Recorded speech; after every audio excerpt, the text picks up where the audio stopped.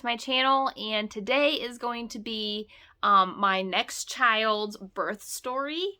And this is kind of a heavy topic because my third child was a miscarriage. And so I kind of just wanted to take a few minutes really quickly and kind of reiterate what I've said in the previous two videos, and that's just pertaining to childbirth in general. So right now, I feel in our culture, childbirth is really given this like bad rap of just the most painful experience that you will ever go through, and you know, the actors are just portraying this experience as this awful thing to fear, and all of this pain, and like it's really disappointing because childbirth isn't really like that. It can be a very empowering experience to have. And so that's kind of where I wanted to start. Birth is amazing. The female body is amazing. And our ability to birth children is something that needs to be celebrated, and it needs to be highlighted as well. It is a positive thing, and I believe that with a change of perspective, we can start to change the way women view childbirth. And so that's kind of what I want these videos to be about, is just kind of my story out there about you can do it, because I did it, and so like, don't be afraid. Like, when you're afraid, your body tenses up and then it can't do what it was built to do. But if you're relaxed and you are prepared and kind of know what to expect, things can go a lot better. And that's what happened to me. So we, at this point, had 2 children. And we had gotten pregnant. It was a complete surprise. I mean, there wasn't even talk of another child. And so the fact that I had a positive pregnancy test in my hand was a huge surprise, and my husband was really excited. But I'm going to be very honest, and this is part of the transparency, and I think just building that community of trust with being honest and open with one another, is I wasn't really sure that I wanted to be pregnant again. I loved having 2 kids, and again, like I just said, having 3 children, it made me feel really nervous, and like I wasn't good enough for that. And so from the get-go, I had lots of negative thoughts and negative kind of ideas floating around my body. I think that I will regret those thoughts and those feelings that I had maybe for the rest of my life, but I can't change that now. But I am just trying to be open with everyone about where my headspace was and where my heart was at that moment. It was a normal pregnancy as far as, I mean, I didn't have any morning sickness. I didn't have any of this stuff. But I did start to notice that I wasn't as big as I should be. I was measuring very small at my appointments. And we had passed the first trimester, and I was excited. We had like a 14-week appointment, and everything was fine. Baby's heart rate was fine. Everything was doing really well. I had scheduled another appointment for like 18 weeks. And I just remember we had a really bad ice storm earlier that week. And so the day of my appointment, they had called me to reschedule my appointment for 2 weeks later, just because they had to reschedule all of those appointments that were canceled. And I was really, really upset because at 18 weeks, they say that you are able, not that you can, but that you're able to start feeling baby move. And I hadn't felt baby move. And so inside, like deep inside of me, I feel like I knew something was wrong. We'll come to find out, when it came time for my rescheduled appointment, it was about 20 weeks. Like, I think it was like 19 weeks and like 5 days or something. So I always just say at 20 weeks. I went in, and when they were doing the fetal monitor thing, they couldn't find baby's heartbeat. And I remember thinking, like, at first, my other children were also very hard to find. Like, my children liked to hide during doctor visits. I don't know why. It's hard for all of the doctors to find heartbeats. It's all like, I mean, eventually they find them, But, like, ultrasounds, forget about it. Like, they just, oh my goodness, they're so uncooperative in my womb, and I don't know why. But anyway, side story. They could not find baby's heartbeat on the monitor, and so she was like, I'm just going to really quickly go and check and see if the ultrasound technician is open, and we'll get you in there and see if we can find baby's heartbeat. Well, as soon as she left, I knew, like, there were two choices, or like two paths that was going to happen. One, that they would find baby's heartbeat, or two, they weren't going to. And I just remember praying and praying and praying that I was sorry for thinking, like, negative thoughts. And I was really, like, sorry for just not wanting this child, like, at the very beginning. And so, they took me into the ultrasound, and sure enough, when we found baby, there was no heartbeat. And, there's not really a feeling to mimic when that happens. You know, when you see your baby, your child, with no heartbeat in your womb, it's crushing. There's really no way to explain it. You lose all of the hopes that you had for that child, and all of the hopes for your future as a growing family. And you know that there is now a part of you, a part of your family that will not be with you, going forward. And that it's really hard to deal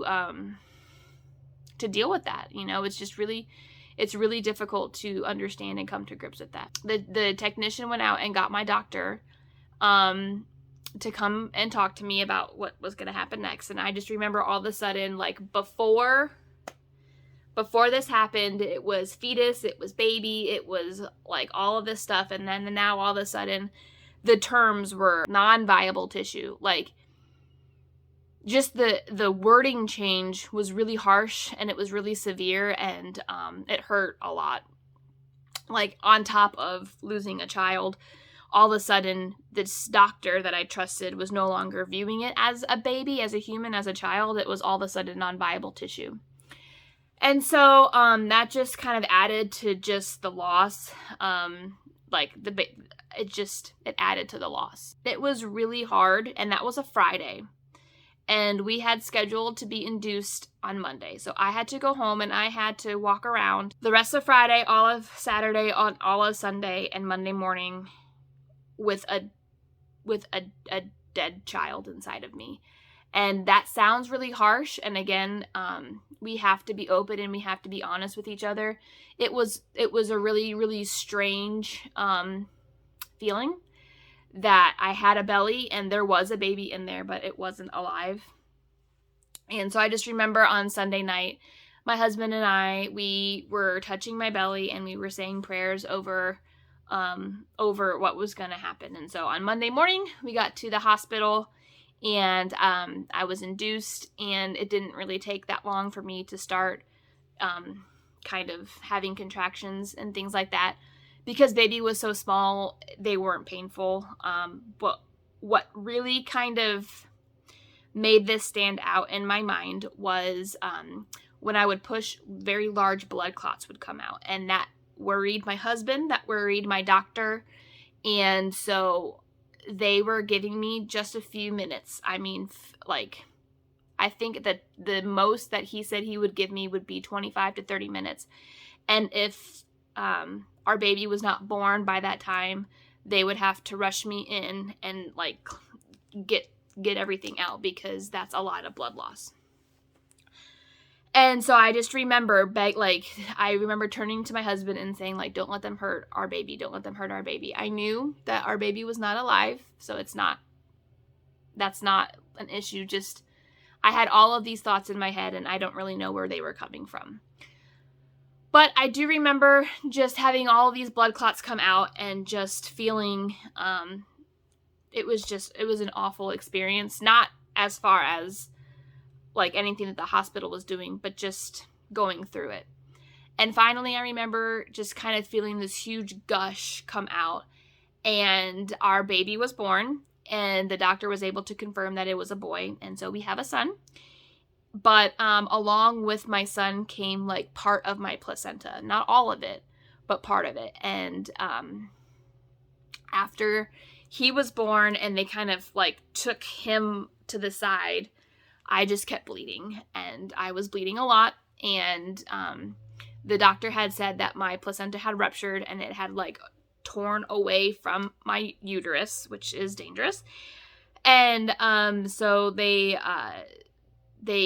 gave me some pain medicine and they took me down to the operating room. Once you have a miscarriage, they have to clean out your uterus and they have to make sure that all of that stuff is out, because you could have blood clots and that's very dangerous. So I remember being wheeled down to the operating room in the bed, and they gave me the anesthesia, and I remember them saying, say the ABCs.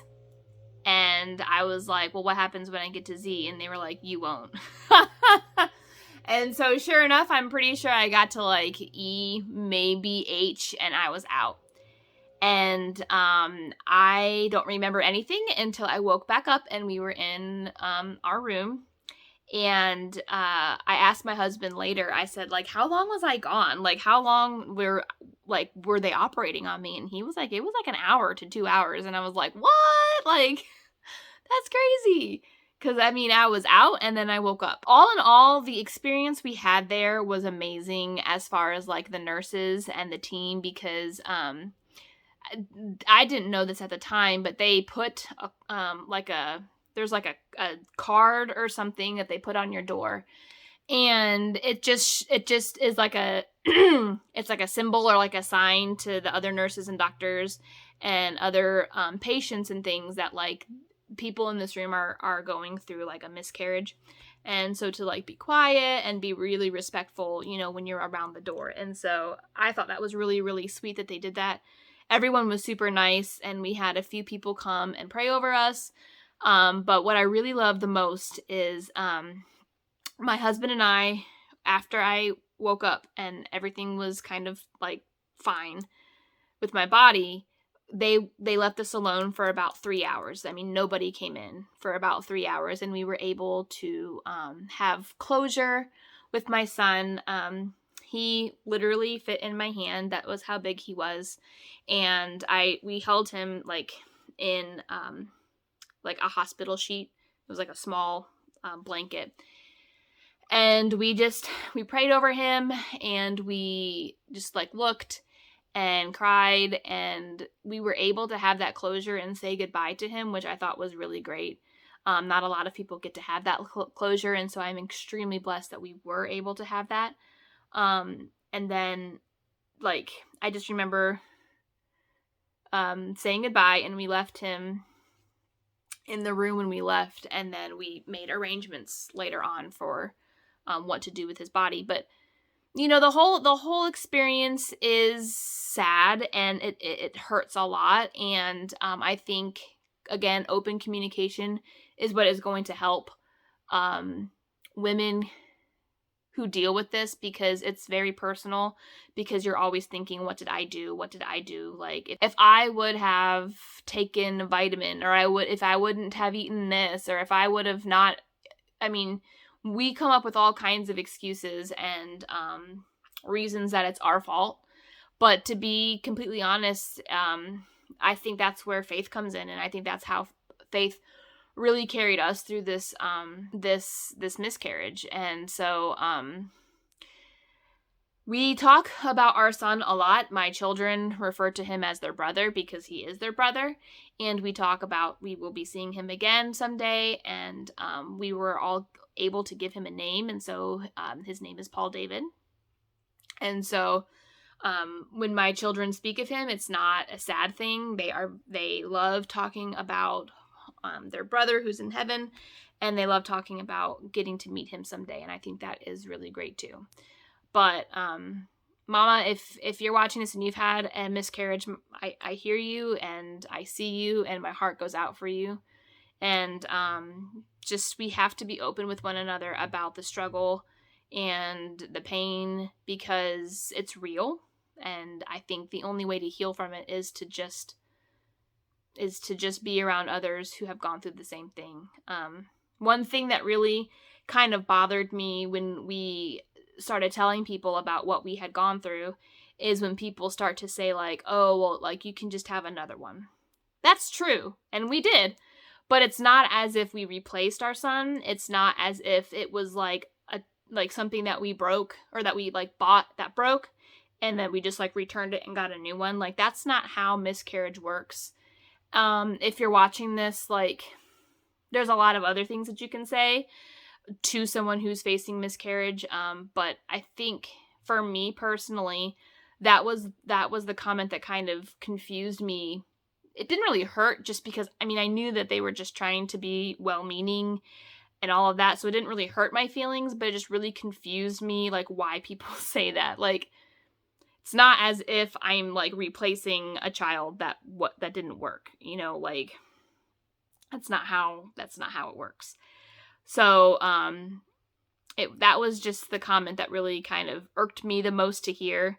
It didn't make me angry, like I said, it didn't make me angry or sad or anything, just confused me and like, why would you say that? But, you know, we were able to have another child after that, and that when you get pregnant again after miscarriage, your entire mentality changes, and suddenly there's a whole new realm of possibilities that could happen to you when you do get pregnant, and that is part of the anxiety I think that we need to fight and that we need to be open about because it's real. But again, that's just where I'm going to end this video because picking up, I'm going to talk about my daughter after our miscarriage, our rainbow baby. That's what they call them. The baby after a miscarriage is called the rainbow baby. And I'm just going to quickly talk about her birth story. But again, this is a hard topic and it's personal to very many women, and it's real. The feelings are real and they have to be validated because that's how to heal. That is how to heal if we share and we're open and that we support one another. So thank you for watching this video, and I will see you guys in my next one. Bye.